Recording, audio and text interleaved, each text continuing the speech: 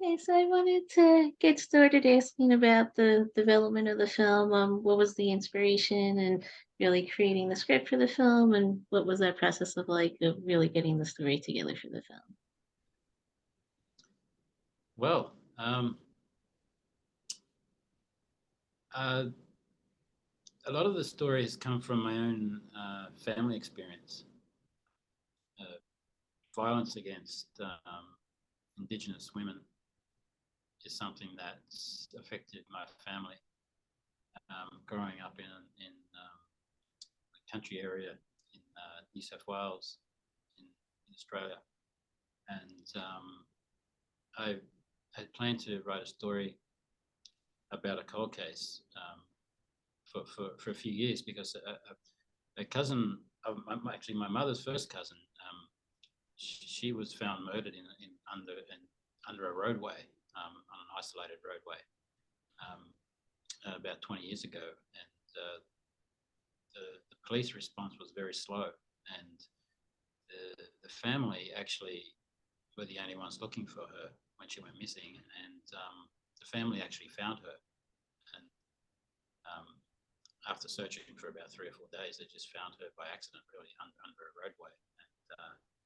And the slow police response continued for weeks and months, and then and then for a few years, and then until the police actually were under fire by the media, and then they actually tried to do um, something about it, but it all came too late. And so this kind of real life story influenced the whole script of Limbo, where we have a very similar situation with a cold case review, where Simon's character Travis arrives in this town 20 years later to do a review on this missing Indigenous girl.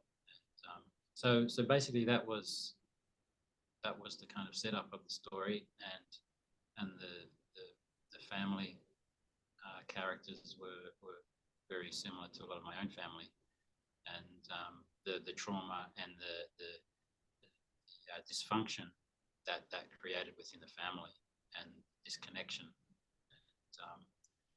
and combine that with good old Cooper Pedy, this incredible underground town in the outback of New South Wales, where half the people live underground.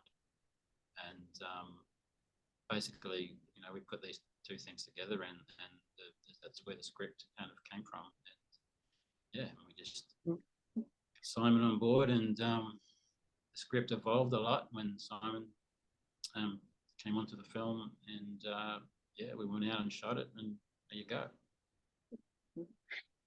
And I also wanted to ask you about how you became involved in starring in the film, and what was it about the script and the character of Travis that you really were drawn to and wanted to play the character as well. I Ivan and I had met many, many years ago, um, about another film that didn't come about, and then I don't know, it was about a year before we started shooting, I think. I got sent a script of his, and I was very curious about Ivan as a filmmaker, because he sort of he wears a lot of hats, um, and he writes, directs, um, edits, does the sound design and the score, and so I was really interested in working with him. He sent me the script. I liked the story, and I liked his sort of point of view of that story, of that kind of, in essence, there's a genre element to it as far as the procedural element of a cold case. But within that, he's woven a lot of real interesting, and truthful perspective on um, the injustice, the injustice of the legal system in Australia in regards to Indigenous Australians. And uh, we played around with the script a little bit and with the character, and kind of it just sort of evolved from there. But that was pretty much it. I think it was me reading the script, and then it was the first conversation with Ivan. And it was like, okay, well, let's go. So I wanted to ask you, Ivan, about directing the film and what that approach was like for you going from writing the script and to directing on set as well. Um, well, it was pretty easy because I had Simon, who I had a lot of trust in, and that kind of freed me up to really focus on what I was doing. And watching Simon work within the context of the scene and feeling what he's doing and that kind of impacting how I would show that with the camera and how I would actually edit it as well. And the thing about Simon, it's hard to cut away from him. You just want to let that continuity of that time and space kind of just flow, and for as long as you can really. And so, I mean, it was a quick shoot, and everything kind of came together pretty well. Very happy with how things turned out. It's yeah, this film, a lot. Usually, when I make a film, it's not as easy as this one. Um, I think because I'd made two other films they were kind of police stories set in the outback, and I'd been down in this territory before, and I felt like I've known it quite well. But with this film, I was doing things a lot differently in how I was showing it with the camera, and so yeah, it's. I think we had a lot of wind. It was a very windy place, and that was something we had to deal with, and had an incredible kind of community that we were working with, local Indigenous community and multicultural community as well in that town. Coober Pedy it's a mining town which has got a lot of people from Europe who had settled there after the war, and about four Indigenous nations kind of intersecting there. So it's a very rich area culturally. Speaking about the location, also wanted to ask you both about that experience and filming on that location and how you approached really being on location there and really how that influenced the storytelling as well throughout the production. Yeah, it's a pretty unique part of the world, and that, well, any place really has a feeling, doesn't it? Like every place that you go to has a feeling, and some places the feeling's stronger than others, and I think Coober Pedy has a very strong feeling about it, and it's an odd feeling because it's a because it's a mining town. It's the country itself has been attacked. Really, it's just thousands and thousands of there'll be millions of holes in the ground. So it's a sort of a weirdly a kind of it's a man-made almost landscape. It's been that impacted by the search, really. It's just all people searching for something, searching for a shiny rock, and that's which creates a strange energy as well. Like looking for luck. Like it's quite bizarre. But I'm quite sensitive to place and it impacting me. So when I got there, it did have an impact on me, and the spaciousness of the place as well, in contrast to being underground in caves. Also, going back to the cinematography and how you visually shot the film, while I was watching it, I like that aspect of the story as well, and wanted to ask a little bit more about that and collaborating with your cinematographer and really figuring out how you wanted to shoot the film as well. Yeah, my cinematographer, I had to kind of get my ideas He's the cinematographer too.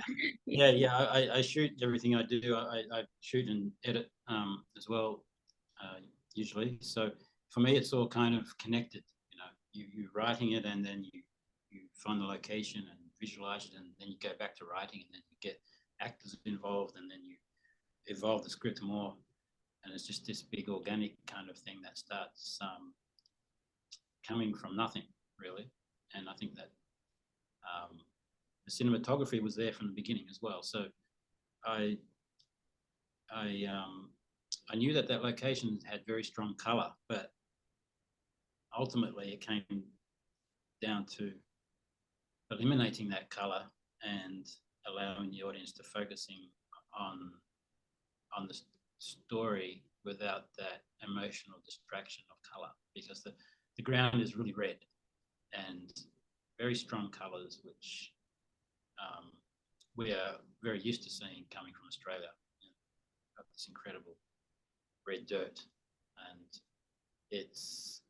with that comes an emotion, and it's a warmth that I felt didn't quite match with this story and how I wanted to tell it. And so black and white lends itself very well to Cooper Pedy. It's very strong contrast out there. You've got a very white ground, and you've got the darkness of the mine shafts and the caves and everything in between. And the white dust seems to just float when the wind blows. So you've got this kind of white haze, a white fog, which is kind of there from the dust. And it just felt right in the end. I mean, you can talk, but in the end, for me, it's just about feeling. You know, it's the feeling, and that feeling actually comes from a willingness to listen to the work and to feel the work, and it just felt right in the end. Also, what was the experience like on set working with the rest of the cast and building those relationships between the characters and really working with the other actors to determine how you wanted to approach the storytelling through the characters as well? That's you, mate. Oh. I think the other cast were similar to Simon. I think they really were affected by the environment. And I mean, Rob Collins, who plays Charlie, the brother of the missing girl, I mean, we put him out in a caravan in the middle of nowhere and this isolated kind of hill. And it was very easy for him to fall into his situation as a character there, because he's just alone. You know, there's nothing there. He's there with the wind and the dust and the dingoes, the wild dogs, and kind of similar with Natasha Wanganeen as well. She kind of fell into the pace of that small town, and the children that were cast actually live in Cooper Pedy, so they come loaded up already, and they have very strong accents, a very strong kind of energy, which comes from growing up within the dust out there. And so I think that location kind of tied all the characters and the actors kind of together, tied them in a line, connected them. I wanted to ask you both about producing the film as well, and what that approach was like on set, in addition to directing and starring in the film, also producing as well. I mean, as a producer, I worked with, I think we had 3 producers on the film. So I only kind of really get involved in that side of things kind of when I need to, and especially early on when we're financing, I go to meetings with investors, and but a lot of that I kind of leave up to the other producers a lot of the time, so it kind of frees me up to actually when we are actually shooting the film. But the thing about being a producer when you're a writer and a director is that there's no kind of, sometimes on a film set you kind of have this thing between the crew versus the producers or there's this separation that can go on. Whereas I'm, as a producer and actually the filmmaker, you kind of are working for yourself, you know. So I don't want to put the crew and the actors through pain or hardship unnecessarily. And so and I don't know, and I'm a crew member as well, so I don't want to put myself through that kind of hardship. So I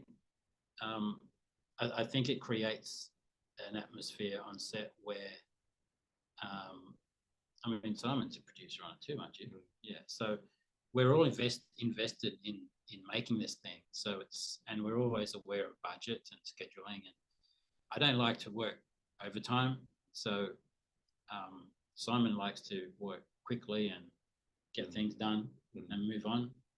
And so it was, I mean, having that as a base where the creatives are actually involved in the production side. I mean, the producing side. I think it makes the whole thing very, very different to a lot of other projects, a lot of other films. Yeah, I think that was me, Lee. But thank you both again for taking the time to speak with me. I appreciate it. Thank you. Thank you. Thank you very much. Yeah. Thank you, guys. Thank you. Can you